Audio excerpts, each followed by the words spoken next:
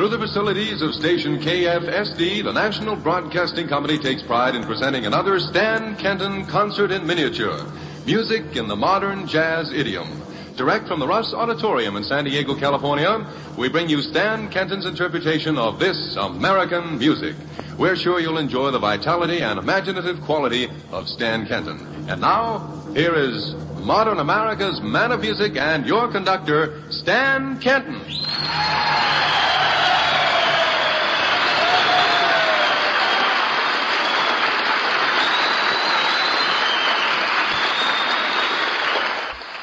That was Doug Oliver with that extremely well-worded introduction that put this concert miniature in motion.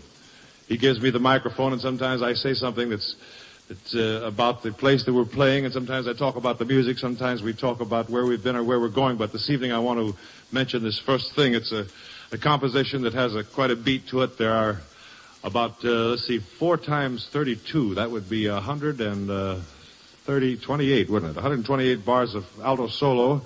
There's about 16 bars of trombone. Well, never mind the algebra. Here it is, a thing called Limelight. Gentlemen.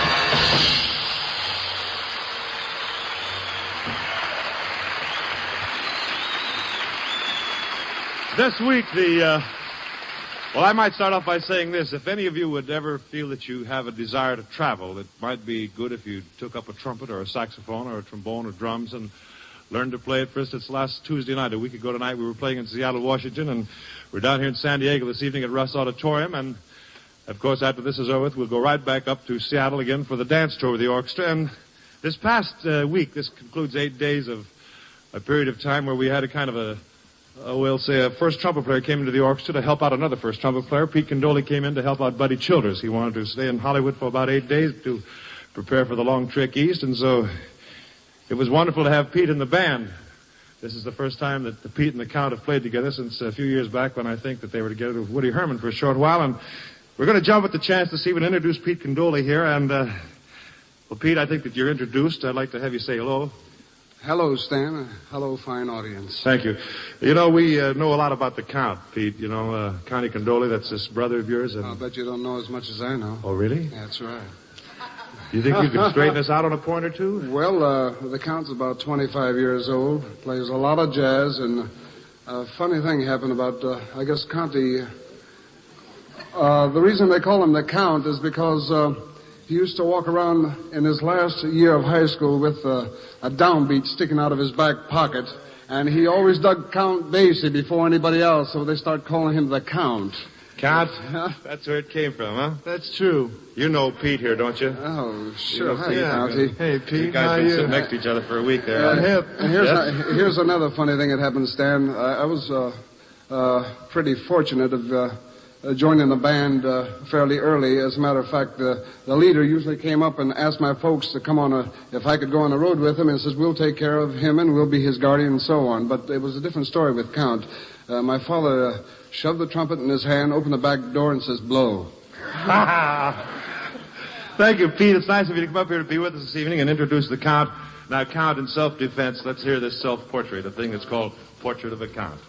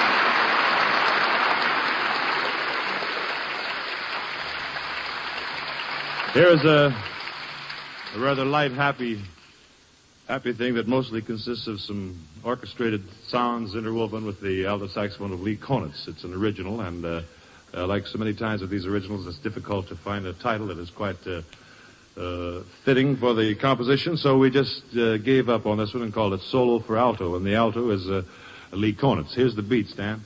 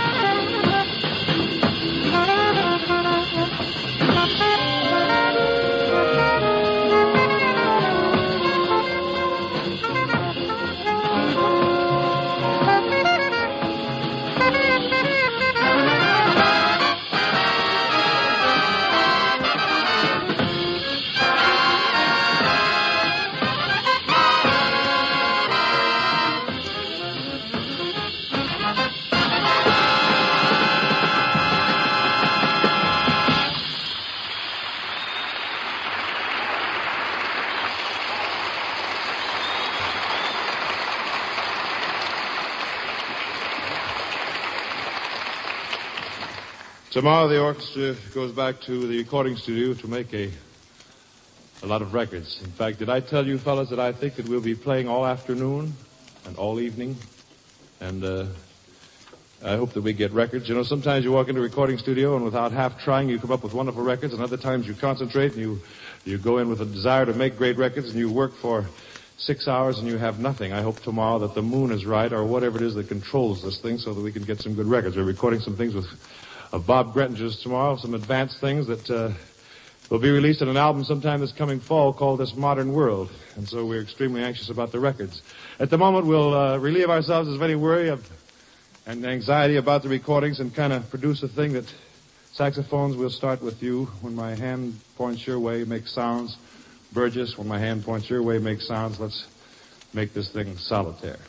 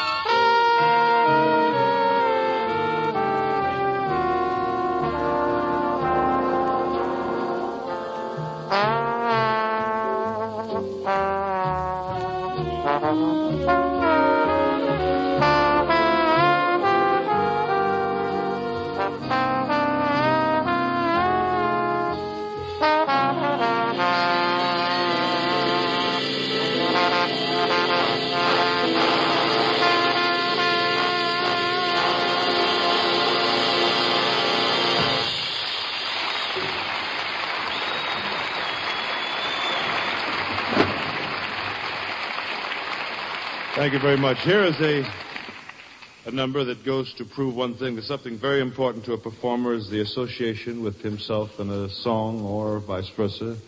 Sometimes the performer can pull the song and sometimes the song pulls the performer, but eventually throughout a period of years the association exists. You forget who pulled who, and it's generally you think of the number and you think of the artist or vice versa.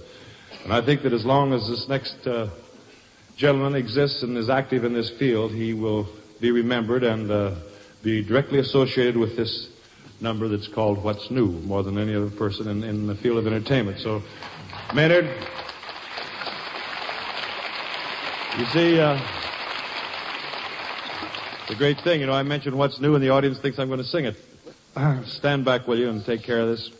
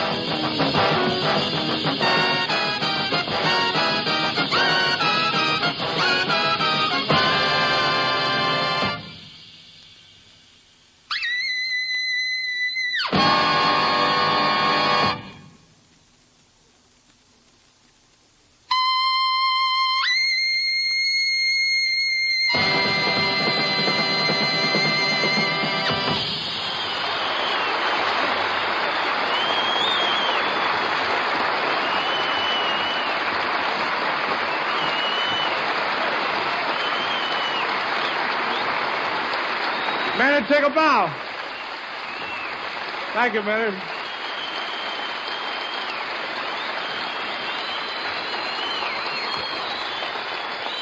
You know, I'd like to, incidentally, ladies and gentlemen, this is Doug Oliver. I think that I'm tall. I'm about 6'4". How tall are you, Doug? About 6'5.5", Stan. I got you beat, boy. I'm sure glad, because when I look at you, it makes me feel like I'm normal. Doug, you know... Touche. One of the interesting things and one of the fresh things about jazz is that it's pretty much a free expression. A guy is inspired to create the way he feels and to reflect his personality in an honest way. And sometimes in an orchestra like this, one fellow will give another guy an idea, and it's the kind of the melting of all the personalities together that organize these sounds. I know that you look like a creative individual, and I want you to know one thing. I'm going to go to the piano, and I want to play a little music, and you wait until you feel something. And if you feel something, express it, will you? Of course, your job is announcing, so I imagine that it'll be said in words. So if you'll introduce me because I'm going to the piano, then I'll start on your cue. This is a challenge, ladies and gentlemen.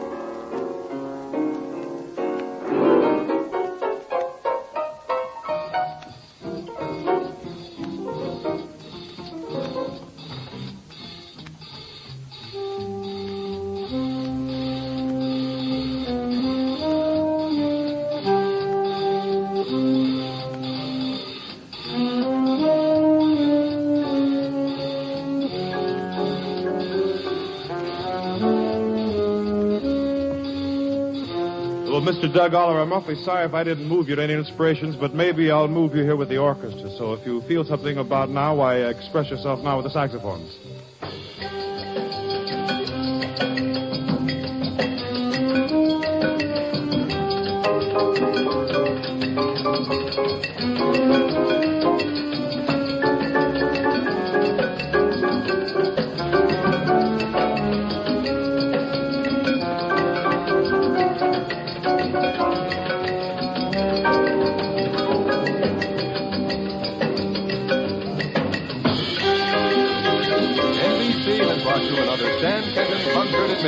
Kenton's refreshingly original conception and interpretation of modern American jazz. Our broadcast tonight came to you direct from the Russ Auditorium in San Diego, California, through the facilities of radio station KFSD. Join us next week at this same time for another Stan Kenton Concert in Miniature, featuring Stan Kenton, the pioneer and unchallenged leader in the brilliant idiom of modern jazz.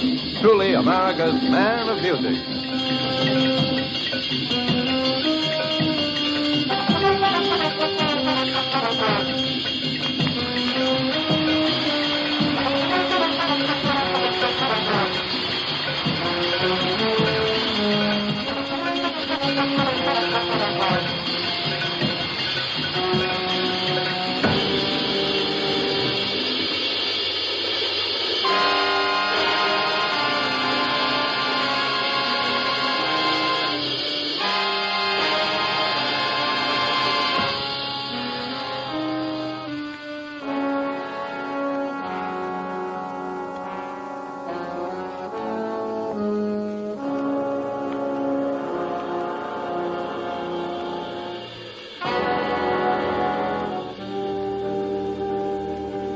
This is NBC, the National Broadcasting Company.